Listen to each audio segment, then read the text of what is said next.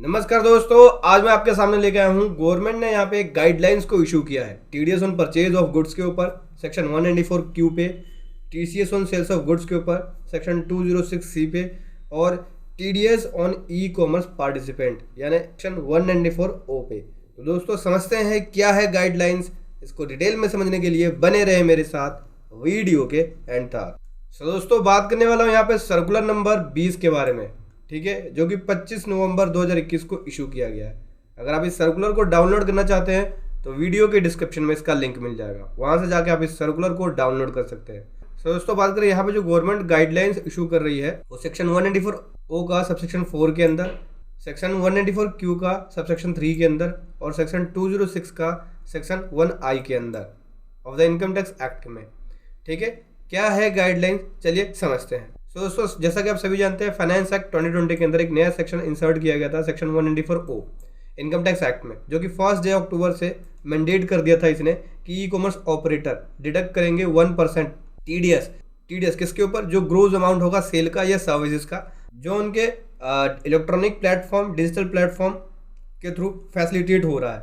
ठीक है, मतलब इन प्लेटफॉर्म के थ्रू अगर आप गुड्स एंड सर्विसेज अपनी देते हैं तो उस केस में ई कॉमर्स ऑपरेटर, अगर आप ई कॉमर्स पार्टिसिपेंट है तो ई कॉमर्स ऑपरेटर 1% का टीडीएस काटेंगे, जो ग्रोज अमाउंट होगा सेल का या सर्विसेज का या दोनों का। इस तरह के केसेस में कुछ एग्जाम्पशंस भी थी हिंदू अनडिवाइडेड फैमिली को और इंडिविजुअल्स के लिए, कुछ स्पेसिफाइड कंडीशन थी, उस कंडीशन के हिसाब से एग्जाम्पशंस थी। तो जब भी यहाँ पे अगर पेमेंट किया जाता तो उस केस में 0.1% के हिसाब से टीडीएस डिडक्ट किया जाता ई कॉमर्स पार्टिसिपेंट का। इसी प्रकार से बात करें तो दोस्तों जैसा कि आप सभी जानते हैं फाइनेंस एक्ट 2020 के अंदर एक और सेक्शन इंसर्ट किया गया था सेक्शन 206C1H का, जहां पे बोलते हैं 1 अक्टूबर 2020 से सेलर को मैंडेट कर दिया था कि जब भी सेलर कंसिडरेशन रिसीव करेगा तो 0.1% के हिसाब से टीसीएस को कलेक्ट करेगा अगर वो अमाउंट 50 लाख रुपीज से क्रॉस हो जाती है। तो मतलब कि अगर पूरे साल के अंदर या वन ट्रांजेक्शन 50 लाख रुपीज से क्रॉस हो जाती है तो 1 अक्टूबर 2021 से 0.1% के हिसाब से टीसीएस कलेक्ट करना था सेल कंसिडरेशन, अगर यहाँ पे 50 लाख रुपीज से क्रॉस होती है तो। लेकिन यहाँ पे गवर्नमेंट ने डेफिनेशन बताया था कि सेलर का मतलब ये है जिसकी टर्नओवर प्रीवियस ईयर के अंदर, मतलब कि प्रेसिडिंग फाइनेंशियल ईयर के अंदर, मतलब पिछले साल अगर जिसकी टर्नओवर 10 करोड़ रुपीज से एक्सीड हो जाती है वही यहाँ पे सेलर की डेफिनेशन में आएगा, वही यहाँ पे टीसीएस को कलेक्ट करेगा 0.1%।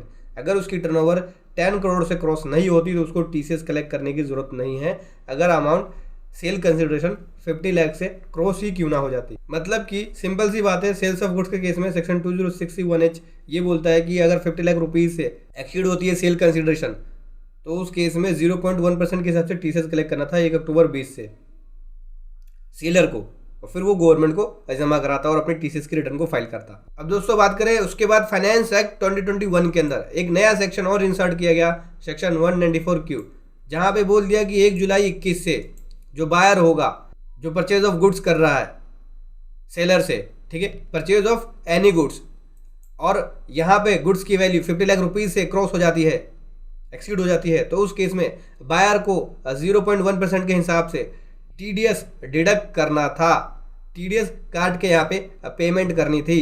टैक्सेबल वैल्यू पे टीडीएस कटेगा 0.1% अगर यहाँ पे बायर परचेज करता है किसी भी सेलर से और उसकी वैल्यू 50 लाख रुपीज से एक्सीड हो जाती है, तो उस केस में 0.1% के हिसाब से टीडीएस काटना था और गवर्नमेंट को जमा कराना था और टीडीएस की रिटर्न में उसका क्रेडिट सेलर को देना था।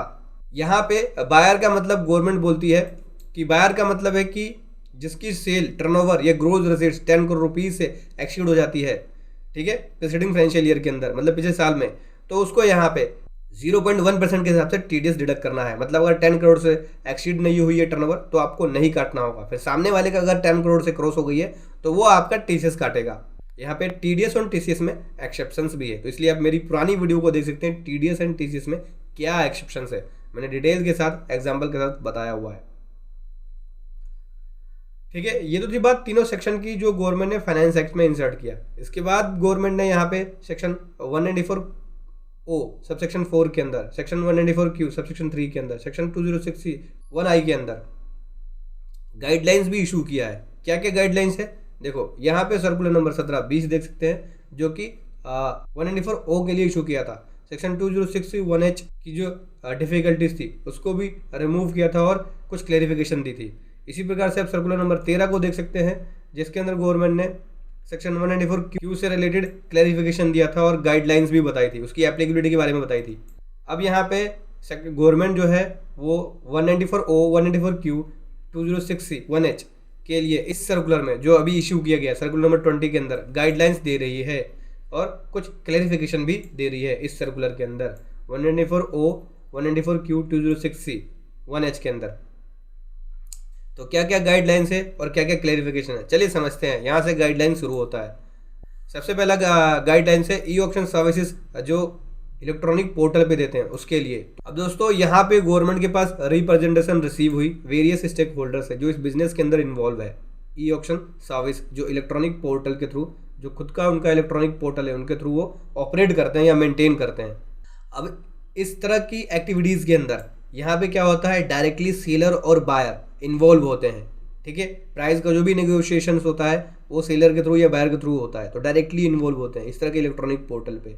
ये फॉलोइंग फैक्ट्स है, अगर ये फॉलोइंग फैक्ट सेटिस्फाइड करते हैं तब ये अप्लाई नहीं होगा 194 ओ। पहला ये है कि जो ई ऑक्शनरी है वो अपने ई ऑक्शनरी पोर्टल पे केवल प्राइस डिस्कवरी के लिए गुड्स एंड सर्विसेज दिखाता है, काउंटर पार्टी आते हैं और आपस में निगोशिएट करते हैं प्राइस के लिए। ठीक है, और जो ट्रांजेक्शन है सेल एंड परचेज की वो डायरेक्टली होती है सेलर और परचेजर के बीच बिना ई ऑक्शनरी के इन्फॉर्मेशन हुए। ठीक है, पेमेंट की शेड्यूल्स भी जो होती है उसको ई ऑक्शनरी को पता नहीं होता और ई ऑक्शनरी जो अपनी सर्विसेज दे रहा है उसके लिए यहाँ पे पेमेंट की जाती है। ठीक है, ई ऑक्शनरी को और टीडीएस सेक्शन 194 ओ के अलावा डिडक्ट किया जाता है, मतलब कि जो उसने सर्विसेज दी है, ठीक है, उस सर्विसेज के अंदर जो टीडीएस डिडक्ट होगा वो 194 ओ के अलावा होगा, मतलब कि 194 सी के अंदर बोल सकते हो, क्योंकि यहाँ पे जो सर्विसेज है लिस्टिंग की है या display of goods and services की है, तो उस केस में 194 सी के अंदर पेमेंट होगी। ठीक है, ई ऑक्शनरी की जो उसने अपने पोर्टल पे ई ऑक्शन की सर्विस दी है। लेकिन यहाँ पे सेलर एंड परचेजर डायरेक्टली आपस में बातचीत करते हैं, ट्रांजेक्शन करते हैं, सेल परचेज की पेमेंट की ट्रांजेक्शन्स करते हैं। ई ऑक्शनरी इसमें इन्वॉल्व नहीं होता, तो उस केस में यहाँ पे सेक्शन 194 ओ अप्लाई नहीं होगा। ये फॉलोइंग फैक्ट अगर सेटिस्फाइड हो जाते हैं तो। ठीक है, 5.1.3 के अंदर यही बातें बताई गई है। और यहाँ पे सेलर एंड परचेजर जो है इनके बीच जो टीडीएस एप्लीकेबल होगा या टीसीएस एप्लीकेबल होगा वो 194 क्यू और 206 सी के हिसाब से होगा। मतलब सेलर और परचेजर के बीच भी जो टीडीएस या टीसीएस एप्लीकेबल होता है वो 194 क्यू और 206 के हिसाब से होगा, इनकी टर्नओवर के बेसिस पे होगा। अगर बायर की टर्नओवर 10 करोड़ से ज़्यादा है तो टीडीएस डिडक्ट करेगा, और इसकी 10 करोड़ से ज़्यादा नहीं है तो सामने वाला पर्सन जिसकी टर्नओवर 10 करोड़ से ज़्यादा है, सेलर है, तो वो टीसीएस कलेक्ट करेगा। ठीक है, अभी बात की गई है एडजस्टमेंट जो है जीएसटी के एडजस्टमेंट और जो अदर टैक्सेस लग रहे हैं उसके एडजस्टमेंट के बारे में गवर्नमेंट यहाँ पे क्लैरिफिकेशन दे रही है। तो गवर्नमेंट कह रही है कि पहले भी गवर्नमेंट ने यहाँ पे सर्कुलर इशू किया है, सर्कुलर नंबर 13 देख सकते हैं, उसका पैरा 4.3.2 को देख सकते हैं, जहाँ पे गवर्नमेंट ने बोला है कि सेक्शन 194 क्यू के अंदर जो टीडीएस डिडक्ट किया जाएगा वो विदाउट इंक्लूडिंग जीएसटी पे किया जाएगा, मतलब टैक्सेबल वैल्यू पे टीडीएस डिडक्ट किया जाएगा। लेकिन अगर सेल से पहले पेमेंट हो जाती है, पेमेंट पहले हो जाती है सेल से पहले, ठीक है, तो उस केस में जीएसटी के कंपोनेंट को आइडेंटिफाई करना पॉसिबल नहीं होता, तो उस पर एंटायर पेमेंट पे पूरे अमाउंट पे टीडीएस डिडक्ट किया जाएगा। आपको परचेज रिसीव हुई, परचेज का इनवॉइस रिसीव हुआ, तो आप केवल टैक्सेबल वैल्यू पे टीडीएस काटेंगे, जीएसटी वाले पे नहीं काटेंगे, उसके बाद पेमेंट करेंगे। और आपको यहाँ पे इनवॉइस रिसीव नहीं हुआ, डायरेक्टली पेमेंट हुई है, तो उस पेमेंट जितना भी पेमेंट किया उस पेमेंट के ऊपर यहाँ पे आपको टीडीएस काटना होगा, अगर पेमेंट पहले हो जाती है तो गवर्नमेंट यहाँ पे क्लेरिफिकेशन ये दे रही है, गवर्नमेंट के पास रिप्रेजेंटेशन रिसीव हुआ, जो ऐसे पर्सन जिनके ऊपर जीएसटी एप्लीकेबल नहीं है, जो वैट के अंदर एक्साइज ड्यूटी में है, ठीक है, तो उस केस में क्या होगा, या अलग अदर जो टैक्सेस चार्ज हो रहा है सेल टैक्स वगैरह, तो उस केस में क्या होगा। तो इस केस में जैसे जीएसटी में ट्रीटमेंट बताया है बिल्कुल सेम ट्रीटमेंट उसी के हिसाब से करना होगा। यहाँ भी गवर्नमेंट कह रही है कि 194 क्यू के अंदर आपको टीडीएस डिडक्ट करना होगा टैक्सेबल वैल्यू पे विदाउट इंक्लूडिंग वैट या एक्साइज ड्यूटी या सेल टैक्स या टीसीएस। ठीक है, अगर यहाँ पे परचेज का इनवॉइस पहले रिसीव होता है तो, और अगर पेमेंट पहले हो जाती है तो एंटायर अमाउंट पे कटेगा जो पेमेंट की जाएगी। ठीक है, उस केस में आइडेंटिफाई करना जो वैट या एक्साइज ड्यूटी या सेल टैक्स या टीसीएस के कंपोनेंट को आइडेंटिफाई करना पॉसिबल नहीं है। तो उस केस में एंटायर अमाउंट पे किया जाएगा जितनी भी पेमेंट की जाएगी। सर्कुलर नंबर 13 के हिसाब से यहाँ पे गवर्नमेंट क्लेरिफिकेशन दे रही है। अब बात करते हैं दोस्तों जो एप्लीकेबिलिटी है 194Q का। अगर गवर्नमेंट डिपार्टमेंट का केस है या पब्लिक सेक्टर अंडरटेकिंग का केस है, ठीक है, किसी कॉरपोरेशन का केस है, तो उस केस में कैसे यहाँ पे एप्लीकेबल होगा 194Q। तो जैसा कि आप सभी जानते हैं 194Q क्या बोलता है। 194Q यही बोलता है कि टैक्स जो डिडक्ट किया जाएगा एक बायर के द्वारा डिडक्ट किया जाएगा जिसकी टोटल सेल, ग्रोस रिसीट्स या टर्नओवर बिजनेस से, ध्यान रखना बिजनेस से, जो बिजनेस वो कर रहा है 10 करोड़ रुपीस क्रॉस हो जाती है प्रीसीडिंग फाइनेंशियल ईयर के अंदर, ठीक है। तो उस केस में उसको यहाँ पे टीडीएस डिडक्ट करना होता है। 194Q के अंदर रिस्पॉन्सिबल होता है कि 0.1% के हिसाब से टीडीएस डिडक्ट करेगा। मतलब दो कंडीशन है। पहली कंडीशन ये कि वो जो एंटिटी है बिजनेस या कमर्शियल एक्टिविटी करे, ठीक है, और उसकी sale, gross receipts, turnover exceed हो जाए बिजनेस या कमर्शियल एक्टिविटी से 10 करोड़ से ज़्यादा, ठीक है, तो वो यहाँ पे 194Q के लिए एप्लीकेबल हो जाएगा। 194Q के अंदर उसको टीडीएस काटना होगा, ठीक है।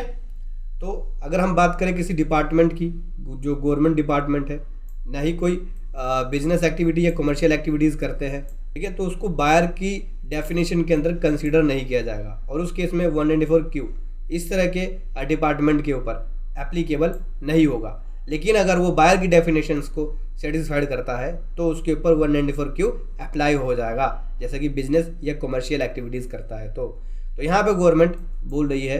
तो दोस्तों यहाँ पे गवर्नमेंट ने क्लेरिफाई किया है कि जो डिपार्टमेंट है गवर्नमेंट डिपार्टमेंट, यहाँ सेलर की डेफिनेशंस के अंदर फिट नहीं होते हैं। 194Q के अंदर ये फिट नहीं होते, इनके ऊपर एप्लीकेबल नहीं होगा क्योंकि ये बिजनेस से कमर्शियल या बिजनेस एक्टिविटीज़ नहीं करते हैं, ठीक है। तो इनके ऊपर 194Q जो है वो अप्लाई नहीं होगा।